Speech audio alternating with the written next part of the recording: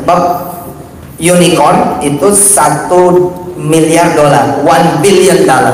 Kalau dekakon itu $10 miliar, 140 triliun kira-kira. Nah, yang hari ini yang sudah Southeast Asia itu Grab. Selamat buat Grab. Saya komisaris di sana. Oh iya, gue diem aja digaji.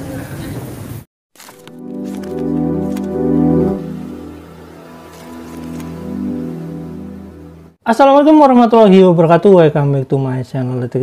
Teman-teman, ini saya ngomong tentang komisaris Grab ya. Karena memang saya yang mengupload di Detective Short, tapi karena ini diklarifikasi sama Yusuf Mansur, jadi alangkah baiknya saya akan membuat sebuah video yang klarifikasi juga sebenarnya intinya. Tapi bukan cuma klarifikasi, tapi ini penjelasan saya tentang kenapa sih perlu mencari kebenaran dan keadilan. Oke, sebelumnya saya akan melihat dari pernyataan Yusuf Mansur yang saya kutip lewat media ya, karena lewat media ini penting biar nanti bukan omongan saya tapi omongan media dan omongan Yusuf Mansur itu sendiri. Oke, saya akan bacakan ya, ini di CNBC Indonesia ya, ini tentu saja kredibel ya. Ini saya langsung bacakan. Simak Yusuf Mansur beberkan fakta hubungan dengan Grab. Ini tanggal 08 Oktober 2012 15.30. Oke teman-teman, sebelumnya kita lihat dulu deh video pendeknya ya tentang ini agar teman-teman tahu. Oke, kita lihat dulu videonya teman-teman. Yuk check it out. Orang ngomong unicorn. Saya hari ini ngelihat Grab di mana-mana pasang dekakon. Dekakon tuh 10 kon, 10 kali. Jadi kira-kira 140 billion. Kalau unicorn itu ya 140 triliun ya. Sebab unicorn itu $1 miliar, $1 billion. Kalau dekakon itu $10 miliar, 140 triliun kira-kira. Nah, yang hari ini yang sudah Southeast Asia itu Grab. Selamat buat Grab. Saya komisaris di sana. Oh iya, gue diem aja digaji. Ya, karena Grab mempersilahkan saya belajar dan saya kok nawaitunya belajar. Ketika saya tanda tangan mengiyakan menjadi komisaris Grab dengan izin Allah, saya mau belajar. Kapan ngomongnya? Oke teman-teman, seperti itu ya, intinya dia udah tanda tangan, dia mengakui bahwasanya dia digaji dan dia mengaku sendiri bahwasanya dia mendapat gaji ya. Oke, terlepas dari itu semua dulu, kita simak dulu dalam berita itu apa sih yang menjadi fakta ya. Kita ulangi lagi. Simak Yusuf Mansur membeberkan fakta hubungan dengan Grab. Ini omongan Yusuf Mansur ya, perlu dicatat. Ini dari media CNBC Indonesia. 08 Oktober 2012 15.30. Ini jelas tanggalnya dan rilisnya juga jelas. CNBC Indonesia, ini Jakarta. Ceramah Yusuf Mansur menjelaskan kronologi mengenai dirinya yang menjadi komisaris Grab. Dia menyebut saat itu 2018 dirinya sempat menjadi advisor Grab. Oke. Jadi saat berproses ditawar sebagai komisaris, saya ya langsung cerita akhirnya jadi advisor resmi. Saya ingat kok diacarakan sebagai saya dipakaikan jaket dan keliling beberapa kota, tulis dia, dikutip Sabtu 8/10/2022. Berkas kontrak dulu saya sama Pak Hari almarhum tapi saya teramat yakin Grab memang memegang salinannya atau masih aslinya. Saya nggak minta juga kok, saya ditawari, jelas dia. Dia juga menyatakan bahwa saat itu ini masih memiliki hubungan baik dengan pemimpin-pemimpin Grab. Dia juga menjelaskan bahwa saat ini masih memiliki hubungan baik dengan pemimpin-pemimpin Grab dan menjalin komunikasi dengan mereka. Sebelumnya, penceramah yang cukup dikenal di tengah masyarakat Indonesia yang memberikan pengakuan dirinya merupakan komisaris Grab.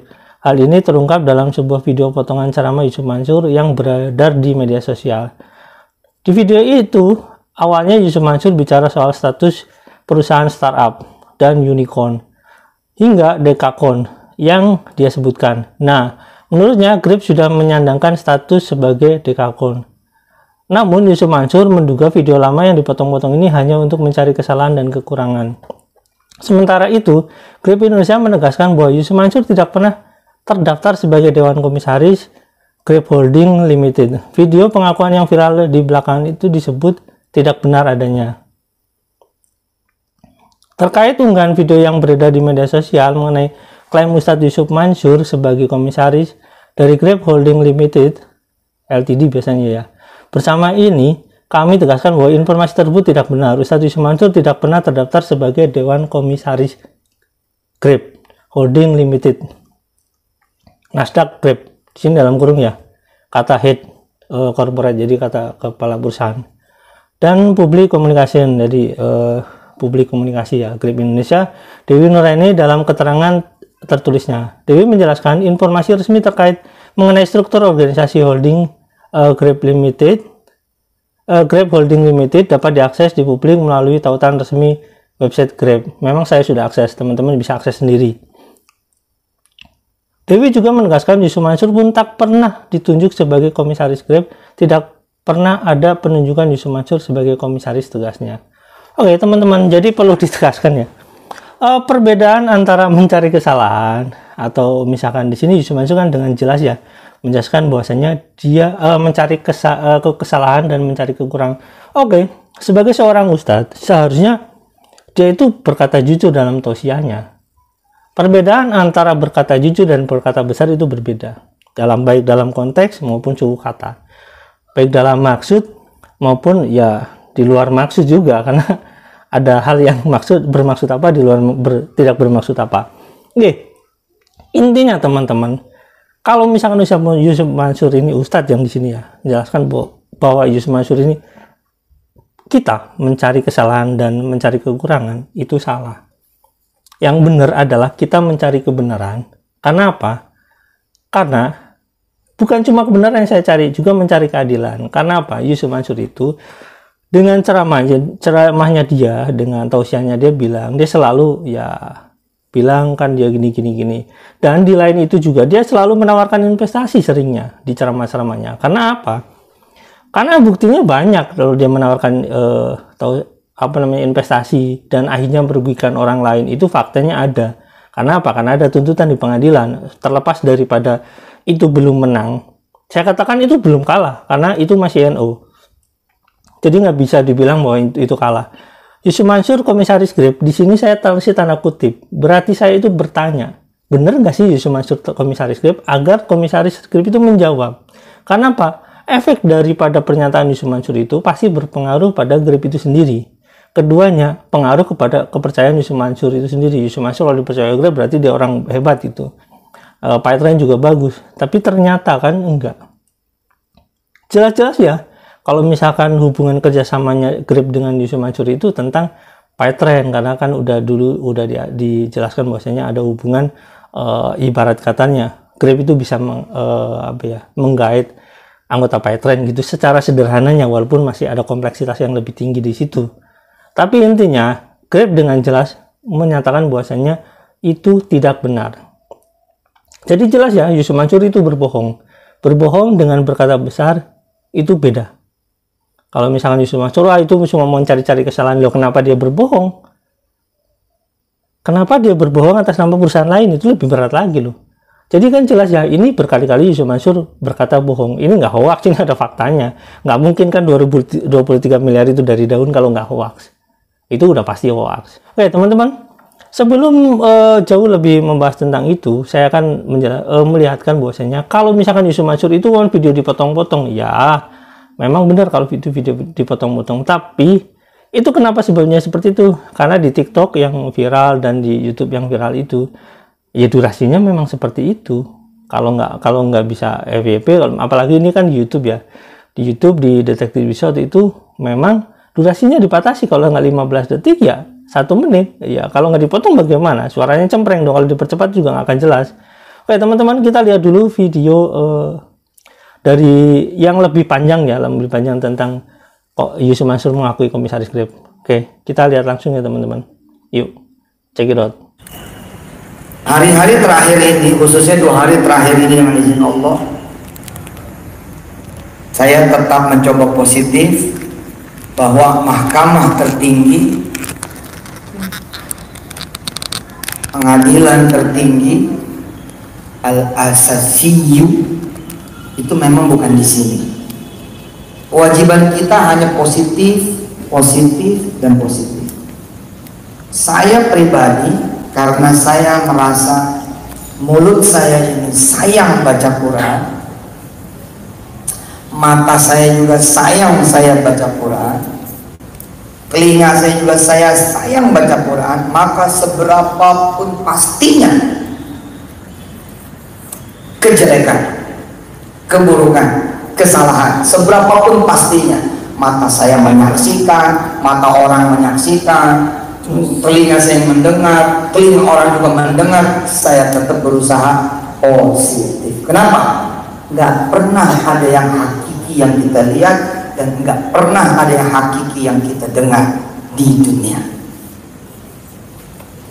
Tapi oke lah, saya tidak menjabarkan apa yang terjadi di 2 hari terakhir ini. Saudara-saudara insya Allah sudah pada tahu. Tapi bila itu disebut sebagai sebuah kemalangan, ada di satu tempat yang tidak disengaja, atau didesain oleh siapa kita nggak paham, lalu kita sepakat, kita menyebut itu sebagai sebuah kemalangan atau sebagai sebuah ketidakberuntungan. Bisa terjadi loh di saudara-saudara semua. Saudara bajunya sama-sama merah, celananya sama-sama hitam, tiba-tiba maling menghilang di tikungan kanan dan dia ke kiri, orang yang kemudian ngejar juga ke kanan, dan saudara ada di sana. Kemalangan datang.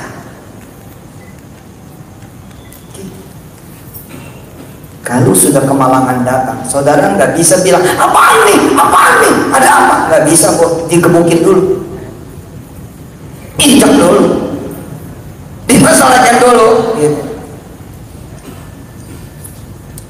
Dan saudara nggak bisa bilang dosa saya apa, nggak bisa. Pasti ada peristiwa yang mendahului kenapa saudara ada di titik itu. Yusuf nih bisnis melulu, kapan gua bisnis? Kerjaan gua ngajar, ceramah, belajar, ngaji, nggak pernah saya bisnis.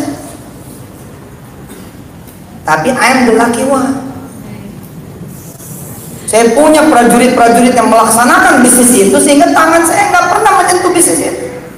Saya kalau datang ke kantor emang ngapain? Saya kumpulin karyawan-karyawan saya, ngaji wakiyah, ngaji yasin, ngaji al-Rahman. Habis itu gue suruh pulang, gue juga mau pulang. Benar Pak, it's true Pak, nggak pernah saya pikirin. Mana saya mau lihat nomor rekening, enggak, saya lebih mau lihat jembatan yang udah jadi. Mana madrasah yang sudah berdiri? Pak Arif, laporannya jangan duit.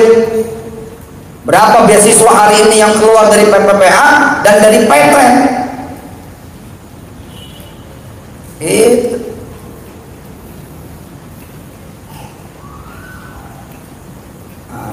Lucy saya bilang, Lucy, yalah, sudah kain aja. Bingung dia. Hah? 9 miliar Ustaz. Udah tuh kepikiran lagi dah. Asli tuh, Maulana asli saya pikirin, nggak bisa tidur gua. Tapi waktu itu dialog di tempat tidur, kalau bener nih mah, kita bakal punya duit triliunan. Dan hari ini 2 minggu yang lalu, Petren sudah 28 triliun valuasi. Allahumma sholli wa sallim barik alaihi wa ala. Orang ngomong unicorn. Saya hari ini ngelihat Grab di mana-mana pasang dekakon. Dekakon tuh 10 kon, 10 kali. Jadi kira-kira 140 billion. Kalau unicorn itu ya 140 triliun ya. Sebab unicorn itu 1 miliar dolar, 1 billion dollar. Kalau dekakon itu 10 miliar dolar, 140 triliun kira-kira. Nah yang hari ini yang sudah Southeast Asia itu Grab. Selamat buat Grab. Saya komisaris di sana. Oh iya, gue diem aja digaji. Ya karena Grab mempersilahkan saya belajar, dan saya kok nawaitunya belajar. ketika saya tanda tangan mengiyakan menjadi komisaris Grab dengan izin Allah, saya mau belajar. Kapan lagi saya bisa belajar di international company? Ustaz, jadi komisaris keren kok. Gua naik Grab mana aja nggak bayar. Iya benar, yang bayar panitia bos.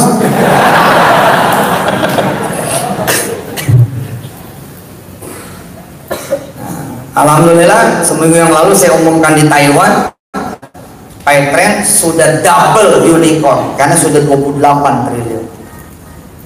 Ketika saya mengumumkan ini, banyak kemudian orang-orang pintar, orang hebat nanya, dari mana judulnya lo? Unicorn aja belum pernah kok tiba-tiba ngumumin saudara sudah ada di double unicorn. Lah iya, oh saya punya hitungan sendiri kok. Hitungan kita ada hitungan keberuntungan, the luck math. Matematika keberuntungan ini nggak bisa diterima bos sama yang lain. Sampai hari ini saya masih punya lawan kok, mana ada gitu kan. Padahal ya buktiin aja.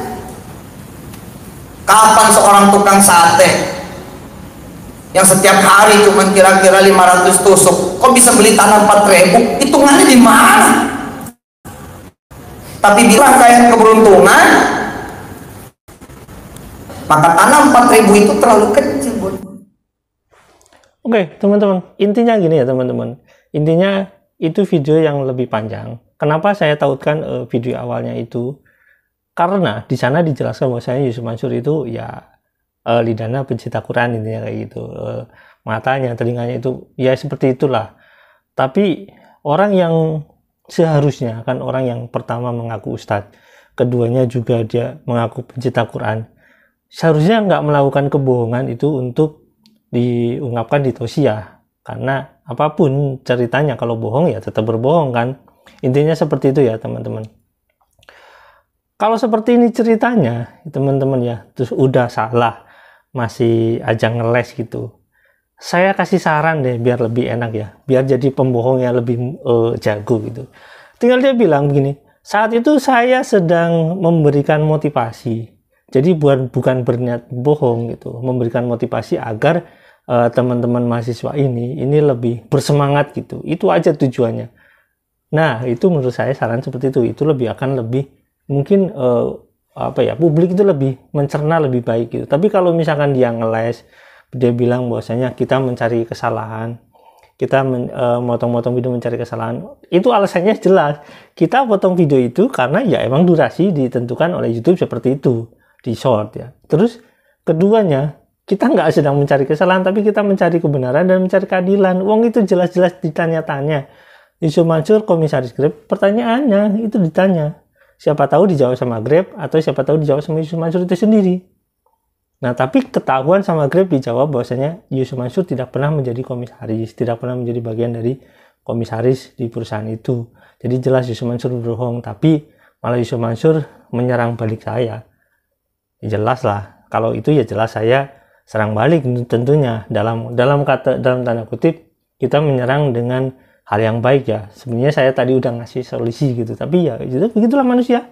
Oke, sampai di sini ya teman-teman. Jadi jelas ya, kalau mungkin untuk kesekian kalinya Yusuf Mansur berbohong gitu. Ini makanya saya sarankan buat teman-teman ya, kalau misalkan mengikuti investasi itu jangan pernah berlatar belakang sesuatu yang emang fenomenal, nggak tahu bagaimana membuat manajemen yang baik, atau misalkan nggak tahu tujuan utama dari suatu perusahaan itu apa, terus kita asal mengikutinya aja ya jadinya banyak yang zong gitu. Ini adalah pembelajaran buat kita semua. Jadi jelas, apalagi ini udah ngaku ustadz, sering berbohong, mengumpulkan investasi dan nggak jelas investasinya kemana. Oke, terima kasih sampai di sini. Jangan lupa like, subscribe dan komen. Jangan lupa juga share.